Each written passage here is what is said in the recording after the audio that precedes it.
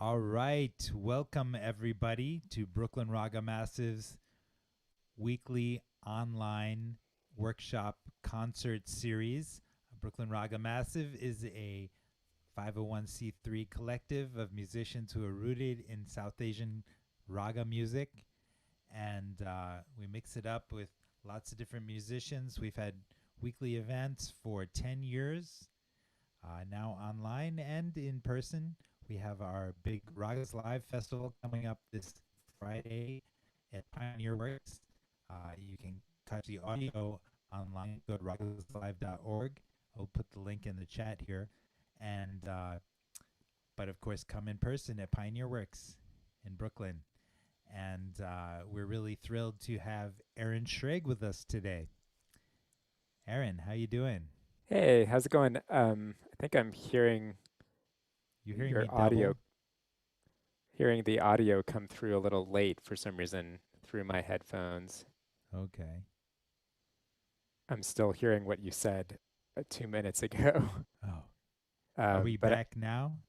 well, I'm hearing both. I'm hearing you, and for some reason I'm hearing that as well. Let me just double check, unless I have a tab open with the YouTube.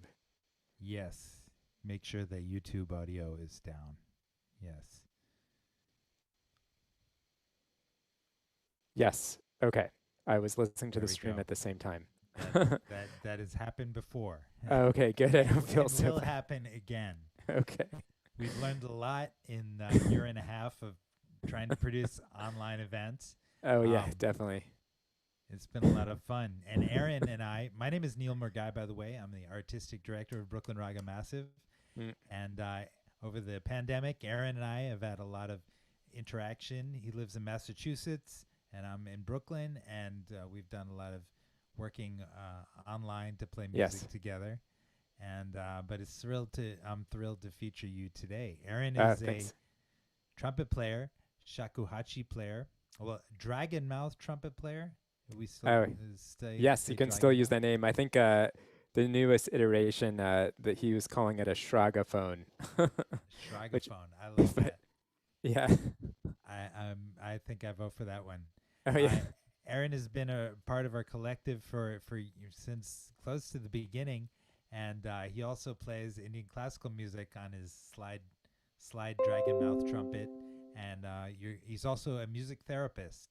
Hmm. Um, so we're going to hear about all those three things together. Aaron, one question I wanted to ask you off the top Sure. is how has your music changed or evolved during the pandemic time? Sure. Yeah, that's a great question. I feel like in certain ways I've been able to investigate a lot of things that I wanted to do when I lived in New York, but that I didn't get a chance to. Been working on this solo setup that you'll hear tonight. Basically, since the beginning of the pandemic, me and Neil, we kind of worked on it together, our own, setups in our basement, and um, I think it's made me take streaming a lot more seriously, and then as a result, really gotten into Ableton Live and really seeing what I can do at home and how you can connect with people from where you are. Um, and that, is just the sort of surrounding context, like then that sort of pushes you into all these new interesting musical places that are not a substitute for playing live with people. I'm so excited to play, at Raga's Live this Friday. I'm sure we'll give everyone the details in a little bit. Um, so definitely live concerts are still very important, but getting into this space where you can create this whole sonic world on your own from where you are, just with the tools that you have, your computer, whatever mic you have, and then figuring out how to set that up streaming wise. Um, it's really made me look at things in it with a new perspective, and I really enjoy, even though it's frustrating at times, the challenge of you know being in this kind of cockpit on this, ship going, I don't know where, but it seems like there's so many things to occupy your mind and to think about in terms of routing in Ableton. And then even, Neil was mentioning that I worked a lot on my lighting, getting cameras, all these things that I just would have never gotten into. and it just seems like this whole world that is so much, I have so much to learn from, and it's such a long path. Like I feel like it's very slow moving, but that's really satisfying because I don't run out of things to do. I mean, it's the same just with music, but this whole world is just sort of endless. It's this infinite discovery. Excellent. Excellent. Well, why don't we get started Sure. with your presentation? I just want to make sure, is the original sound still on there? Oh, no, good question. It is not because Yeah, rejoin. let me just double check my audio settings just so making sure it comes through correctly. Those are all the same, I believe. Yes. Okay. Um, so yeah, let me go through some of this PowerPoint, um, or yeah, I can sort of set things up and then I'll get into some playing in a minute and a few pieces that I'd love to present. Um, so let me share my screen here.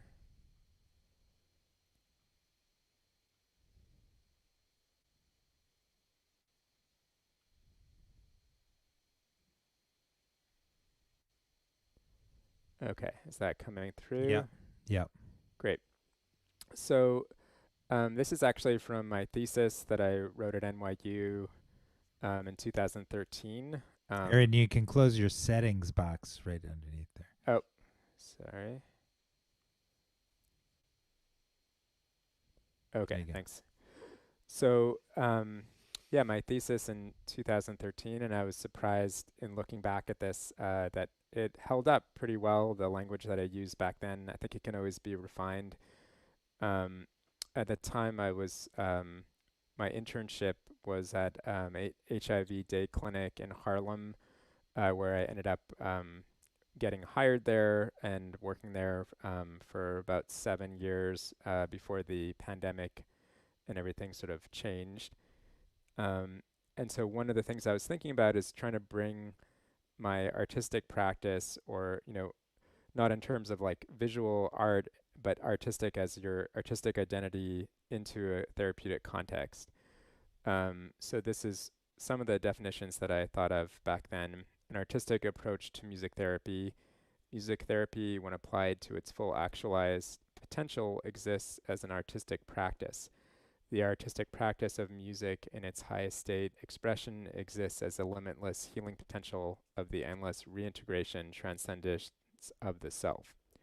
So there's a lot to sort of chew on there, but it's basically finding this balance between art and therapy and how they can both kind of balance each other out. And keep going here. So, and this is kind of a simpler way to put it. This is Barbara Hesser, who's an amazing professor at NYU. I'm not sure she's still there, but this is from one of her papers. It is difficult to take a person further on the path of self-exploration than we have gone ourselves. Um, so basically, um, I realized that if in being a therapist, I needed to continue to deepen my own artistic practice. And that was really important to me, but I didn't quite understand why until I started looking into these ideas. So I'll go to the next slide. Um, yeah, so I'll just read this. This is another little bit from my thesis. Hopefully it's not too much. So just practicing creating music is not inherently healing, but practicing sharing, experiencing art in a balanced way is. Music becomes art when there is a balance in its practice between self and other. This can exist both in interpersonal, intrapersonal, universal, and cultural levels. For me, this meant finding traditions of artistic practice, North Indian vocals, raga music, the Japanese flute, the shakuhachi, that had been around for thousands of years, in which I found the music I'd always been searching for in myself. As well, both the traditions of Japanese flute and North Indian vocals emphasize healing and spiritual growth. Finally, I would find truth and beauty in something outside myself, and yet at the same time realize that the further I looked into these new worlds, the closer I felt to becoming who I was meant to be. The healing potential of art then means for me finding a balanced, creative way to grow fearlessly towards what is limitless. A balanced practice of art is developing in a direction that neither depends on nor excludes technical virtuosity, musicality, sensitivity, and creativity. It is through finding a balanced artistic practice that I have been able to embrace an artistic identity both in my life and my practice as a music therapist. So again, a lot there, and just sort of to talk about at the end, one of the things that I think gets overlooked in music therapy and the world of music therapy is really working on your instrument and getting better all the time. So I think both worlds can kind of learn from each other in terms of, not forgetting the healing potential of music as artists, and then at the same time not forgetting the importance of artistic practice as therapists. Mm. Um, so yeah, Neil, do you have any thing you want to add? I could start with a music piece after that.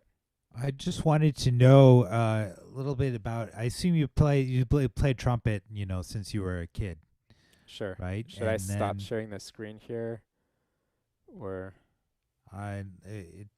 it depends on if are you going on or I'll probably play some music, so maybe I'll okay, stop sharing yeah, for now. Okay, sorry to cut you off. Go ahead. yeah.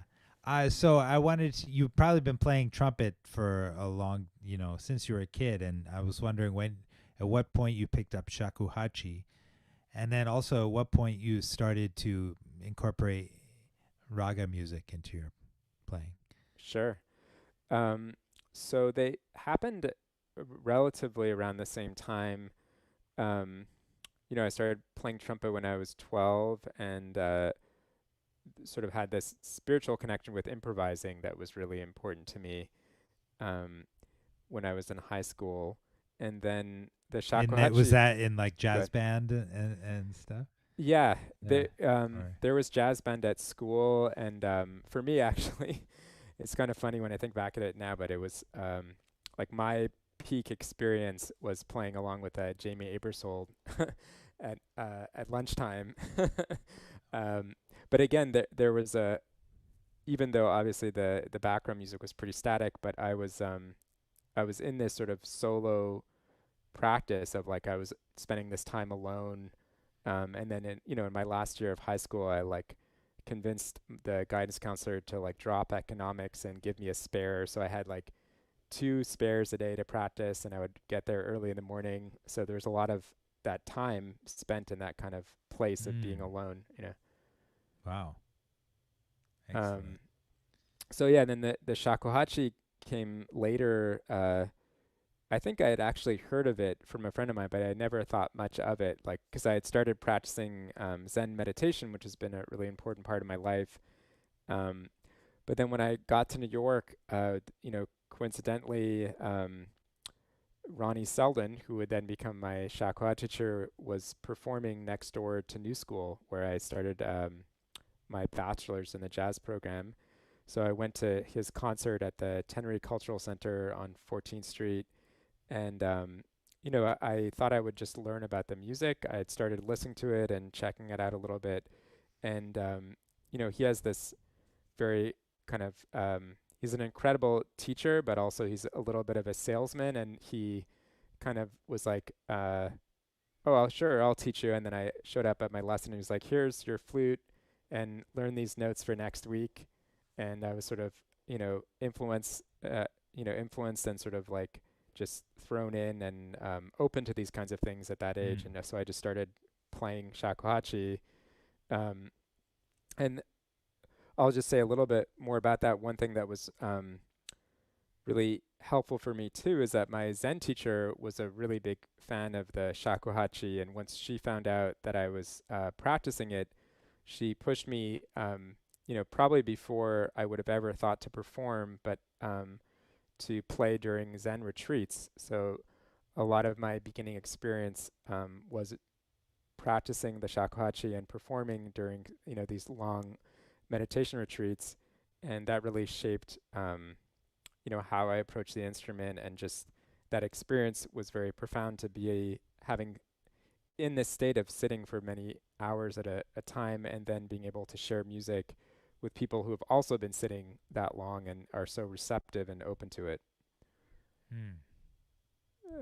So yeah, and then in terms of raga music, that actually started, that seed was planted before I moved to New York. When I was in Montreal, one of my oldest friends, his father is originally from was originally from Kashmir. He passed away several years ago, but he he connected my friend Tarek with this tabla player from Pakistan who was taking kind of refuge in the United States, or not, sorry, not in the United States, in Canada, getting my countries mixed up, in Montreal, and became sort of a mentor to my friend.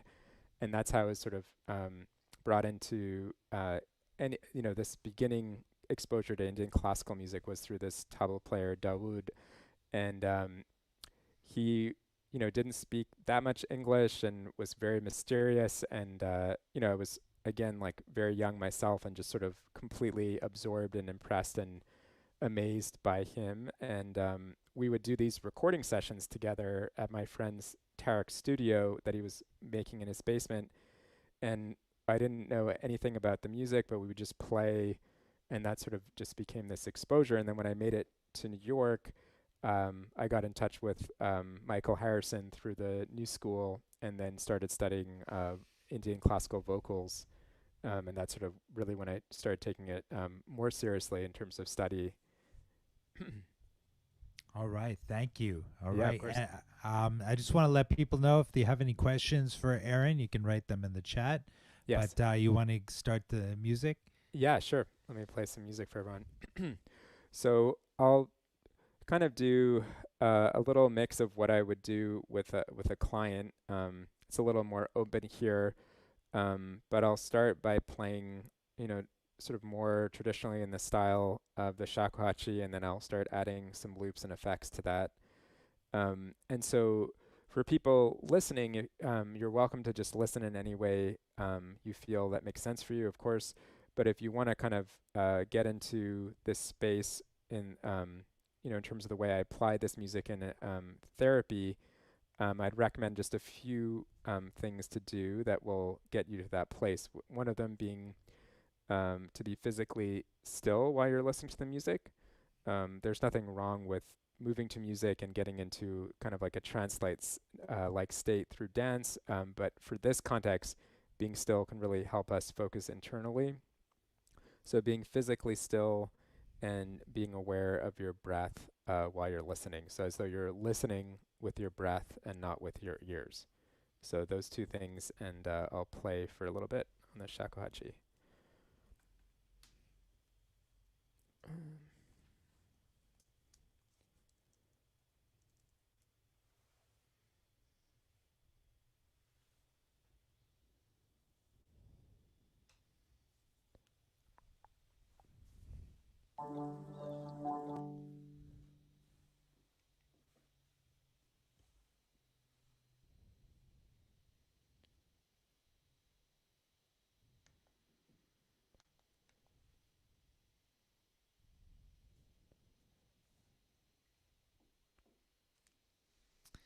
So we should let people know you write a lot of effects. Maybe you'll talk about the effects later, but Aaron is going to be does a lot of looping and crazy stereo effects. If you got headphones, it's going to sound good. It's got lots of stereo happening.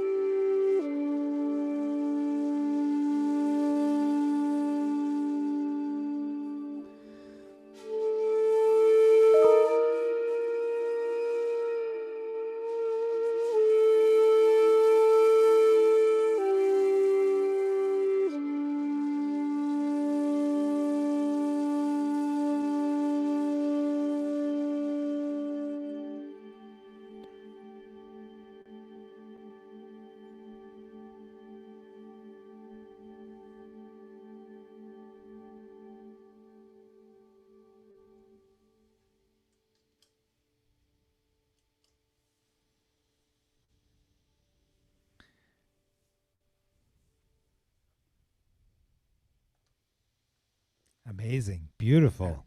thank you. Let me just see if my mic is going here. Sounds good. Yes. Yeah, so that's kind of an example of the music that I've played often in sessions. It's a little different in this context, obviously, but I go back and forth between regular psychotherapy and then integrating music, and sometimes I interact with clients in music, and sometimes I'm playing for them, and they're either trying to connect with their body, or doing what I've sort of started to see as connected to a Jungian idea of active imagination, where you're connecting different thoughts, images, and feelings relative to a specific issue while you're listening to the music. And I found that to be really effective in working with clients, with they're dealing with something that happened to them recently or something far in the past or anything that really comes up. To think about that.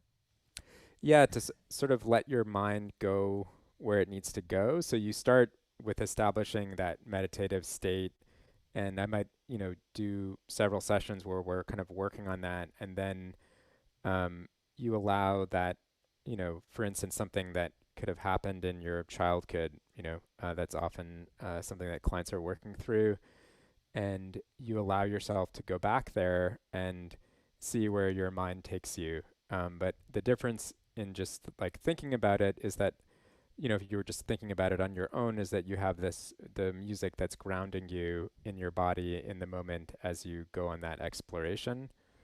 And then you also had the added aspect of processing verbally after what came up, and if you noticed anything um, that you hadn't realized before. Sometimes clients come to memories that they hadn't thought of, or that they didn't think that an association had been there with a certain person or a certain place, and that comes to the surface. Mm. Wow. And we had one question here from Great. Manda.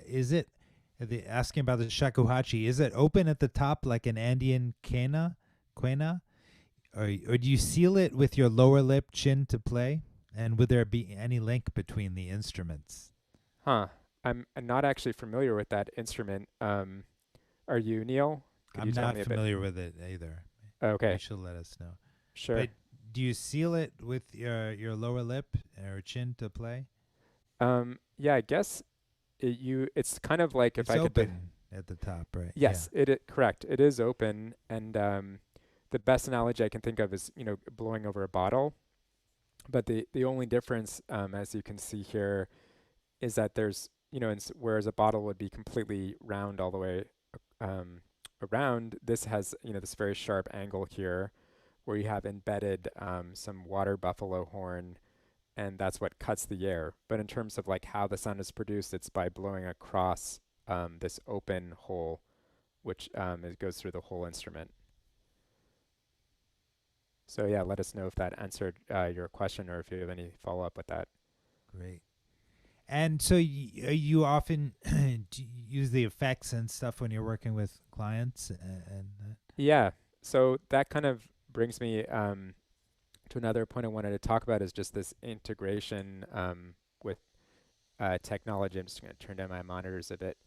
Um, so yeah, that's one of the advantages of doing telehealth, is that I have this great space at home where I have my whole setup, and I can really offer that to clients. So I've been integrating slowly. I never want to force it. I mean, I have some clients who I think, I probably just play for them, just with a little bit of reverb. But then there are clients who are really open and interested in me creating sort of a sonic world to support them, engaging with their inner world.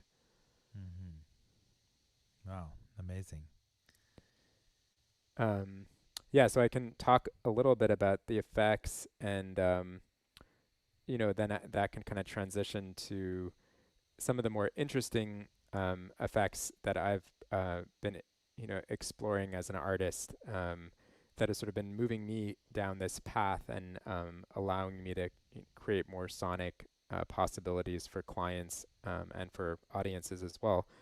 Um, so right now I'm running Ableton Live, which I'm sure many people are familiar with, and then I'm also running an external audio effects rack where I have a Big Sky Strymon pedal as well as the Timeline Strymon delay pedal, and then an octave pedal, and then I also have my looper is being controlled by a soft step, which is a foot controller, a MIDI foot controller that you can basically customize and program any way you want. And so I'm doing my looping through that. And then I also have a a foot pedal that is connected to the soft step, which allows me to fade in and fade out with my foot, which is really helpful for looping. Amazing. And did you, when you used to see clients more often in like an office setting, did you Mm. ever incorporate the effects at that time? Um, Or I had one client who I'm still working with that was very tech savvy, and we did a couple sessions like that where I had a small setup. Um, but it's also just a logistical thing. I was working in Harlem and commuting, and I can't imagine even bringing like a quarter of this stuff around yeah, with me all day long.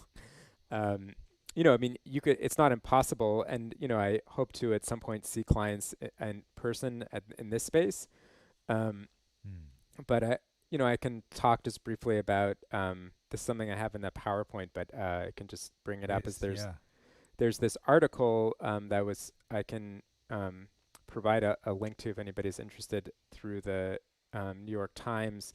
So it's, I think in June 2020, and it caught my attention because it was about the effectiveness of teletherapy and how there has actually been studies done through the Veterans Association that point to it being just as effective as regular therapy. And that's not to say by any means that it's should be the case that we just switch to that completely. But in this kind of a new world that we're in, it's great to know that this alternative and this adjustment actually can be just as effective. And then in terms of music technology, there's just so much that I can offer people who can't get to my office, or if there's a pandemic preventing that from being the best choice all the time. Yeah. Um, so yeah, and I've been surprised myself at the feeling of connection. I think maybe the music helps that a lot. But I've also done a lot, as I'm sure you have, in creating an environment with the technology that allows it to feel very personal, or as personal as it can be. Mm-hmm. For instance, getting investing in some cameras if you can, but that's not necessary. One of the main things is just figuring out a good setup with a different monitor so that you really feel like you're kind of talking to a life-size person Yeah. and not on this little screen, which I'm sure a lot of people have started. But all of those things combined really make it feel kind of personal. And another thing is that when you're doing telehealth or teletherapy, is that the clients are usually kind of inviting you into their space. Like I often give sessions to people when they're sitting on their bed in this very intimate place, and it creates an intimacy to the session Mm-hmm. that might not otherwise be there. And it also allows me to be a lot more flexible with when I'm available for clients. Mm-hmm. Right. Excellent. Well, you wanted to continue with your Oh yeah, sure. what, So PowerPoint or let me see how we're doing for time. Okay. Um,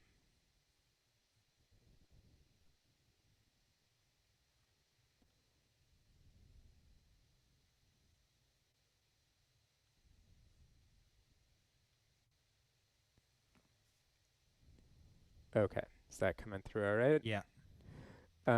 So we may not have time to do all of this, but let's see. So yeah, I talked about this a little bit, the history of the Shakuhacha. You can see here the Komuso monks, where Komuso means monk of emptiness, and they were playing the Shakuhachi, wandering around the countryside. using it as a tool of Zen. That was called Suizen, which is blowing meditation. And the very strange basket they were wearing over their head was meant to suppress their ego or their attachment to themselves, so that they weren't seen as being the best or the worst. And it wasn't about recognizing these, good players versus bad players. It was supposed to be very kind of anonymous and as a Zen practice. So this is a little bit of history of Shakuhachi, the Komusa monks of emptiness. Um, let me just see. I'm getting this screen share right in the middle. Um, yeah, so I talked about that blowing meditation. And then this is an interesting Hankyoku original pieces are repertoire of meditative music played by Komuso in varied form from temple to temple.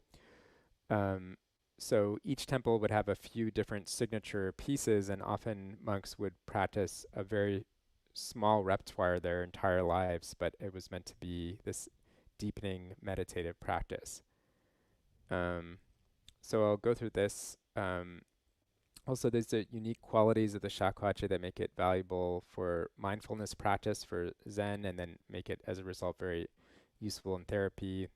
So it has a very unique timbre for an instrument. The ability to change the timbre of the instrument with breath and merry notes. And so merry notes are when um, you're bending a note and you're changing the pitch, but you're also changing the way the instrument sounds. So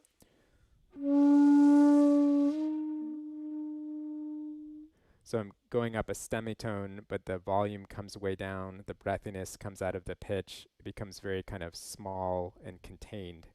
And there's often many different ways to play the same pitch on the shakuhachi. So the arrhythmic style of the Hankyoku phrases, which is a very unique aspect of the music, and I integrate that a lot with my clients. I think it works really well for meditation. Again, music that has rhythm can clearly be meditative, but there's something about slowing down and playing out of rhythm and that really connects you with the breath, because the breath has this rhythm, but it's open. It's kind of more gestural. It's not like this constant beating. So the head movements, you might have noticed that when I was playing before, can be a really great expressive tool, and I use that a lot in therapy.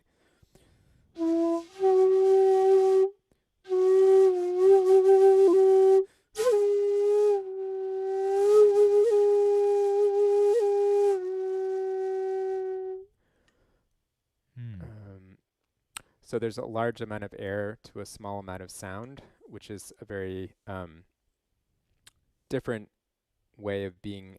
Often Western instruments are, in a technological sense, more advanced because they have that together. You don't need so much air to get a lot of sound, but on the shakuhachi, you need a lot of support. Like if you ever blown over a bottle, you know how quickly the air just kind of leaves you.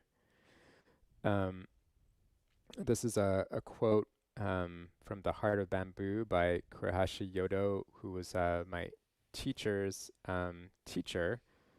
So shakuhachi music originated from Zen. To be consistent with its tradition, it ought to be played in solitude and not performed for an audience. I break that rule all the time, but in the old days, the Komoso traveled the length and breadth of Japan on foot, a self-discipline or blowing Zen, bearing in mind that a single sound can bring enlightenment. Ichion jo butsu. So that's a very important phrase in shakuhachi. So creating this one sound to cause enlightenment. And, you could think of that as in a literal sense that you're playing long tones until you kind of like just wake yourself up out of your sleep of, over identifying with your small self. But I think it points to this dedication to the practice and to making it a lifelong pursuit of waking up through music. So I want to make sure we have enough time to do some more playing, so I'm going to go through some of this a little more quickly. I might not read everything, but if anybody is interested, I can send the PowerPoint around. So Shakuachi and music therapy.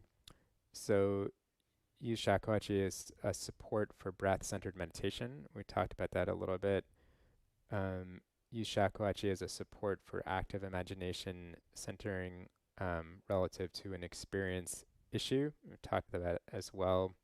So then you can also use Shakuhachi to express yourself as a support for expressing yourself through another artistic medium.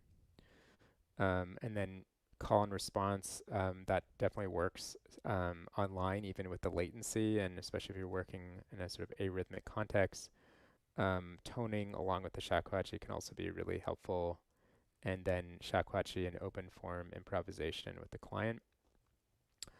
I wanted to give you just a little bit of an outline of how using the shakuhachi can treat trauma. So how trauma can present. So it often results in significant repression of feelings and memories of the traumatic event. This can then result in a significant disconnect between the client and their experience or connection to their body. So, and then in using the shakuhachi in therapy, a client can gradually reconnect with their body through actively listening to unique qualities of shakuhachi's sound aesthetic as a supportive intervention in mindfulness practices in clinical setting. So this also we've gone through a little bit. So I talked about this. This is the link to the New York Times article about peer-reviewed studies that support teletherapy as being equally effective to in-person therapy. And this is, we talked about this a little bit at the beginning, Neil. I think it's sort of been amazing that I have just one client. It is a very small number of people who have the technical means to connect through ArtsMesh or Sonobus, which is a peer-to-peer connection.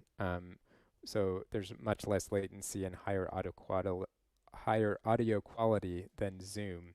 So that's another way where in doing telehealth you can integrate this technology that can be really helpful. Ableton Live is another amazing tool for creating sonic landscapes for clients you're working with. So this is sort of what I did in the first one. These are some ways in which I sort of guide clients to look inward, some sort of guidelines for listening to the shakuhachi and then talking about it afterwards. And then this would be more using active imagination, the Jungian concept that I had mentioned. And again, there's always processing afterwards, talking about what the experience brought up and seeing how we can interpret and see what symbols are present and what they might reveal. This is a little bit about active imagination. I'll just read the first definition, and of course, if anybody wants to learn more about this or has any questions, feel free to put it in the chat or ask me later. So active imagination is a method of assimilating unconscious content, dreams, fantasies, etc. through some form of self-expression. So last but not least, this is something that's really been exciting to me and that I'll probably end with, is the vocoder. So in terms of music technology, it's about as heady as it gets. So a vocoder is a category of voice codec that analyzes and synthesizes the human voice for audio data compression, multiplexing, voice encryption, and voice transformation. It was invented by Homer Dudley, and it was used as a way to sort of decrease bandwidth in terms of transmission of the voice. And in music, this is just the Ableton Live description of a vocoder. It's something that you probably heard. It's like this kind of robotic synth voice sound that I forget. There's one song that it's very famous. I don't know if you know Peter it. Frampton. Oh, is that it? Yeah. Peter Frampton. Yeah. I So want my MTV. what's that? I want my MTV. Oh, It yeah. was like at Yeah, the beginning exactly. of that one. I hear it. Yeah. Yeah. So I thought of a different way of using a vocoder, checking people out online. And so what I'll do is this last piece is this is an original composition of mine called Sun Coming Down, which I originally wrote for my duo with Ben Monder and released on our record, This World of Do. And so what I start with is I create harmonies of myself. Like, so I'll create a sample of the trumpet playing a chord as a loop, and then I trigger that sample through the vocoder. But you don't actually hear the sample, but it becomes connected and sort of like unified with my other signal, with my trumpet signal that I'm playing on top of it. And then very painstakingly, I'll program that into my foot pedal, the soft step, so that I can actually change the harmony from one chord to another. And then to add another layer on top of that, that gets run through my external effects, um, which then create more sort of ambience and warmth to the vocoder sound. So yeah, I think that's what the last piece I'll end with. So we'll be hearing part of a mix of your live sound and the vocoder sound. Yes, so usually with a vocoder, um, you don't hear the live signal. You'll only hear just the vocoder sound. So what I'm doing is I'm sort of approaching it from both sides and changing both ends of it, where I have, on one end my sample trumpet sound, and then on the other hand my live sound mixed with that sample trumpet sound going through the vocoder. Hmm. All right. Okay, let me get set up here.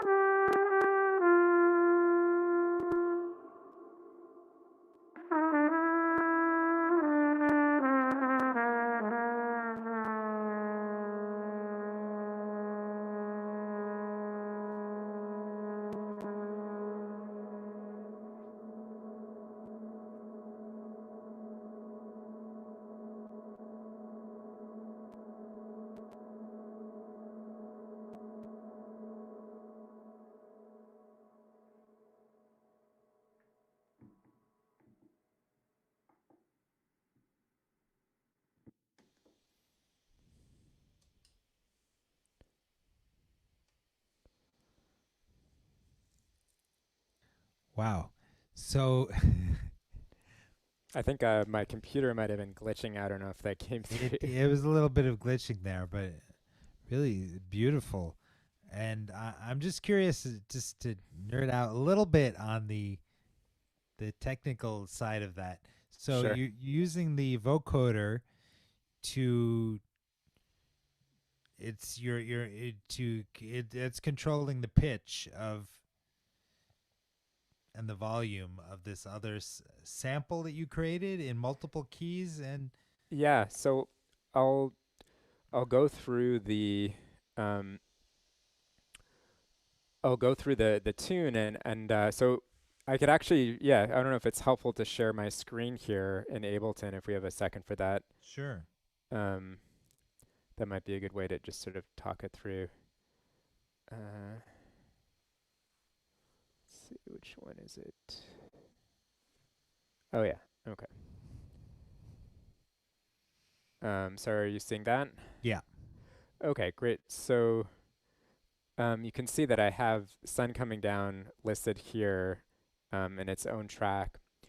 And so what happens is I'll actually play it for you. So this is this sample. Let me actually just turn off the vocoder.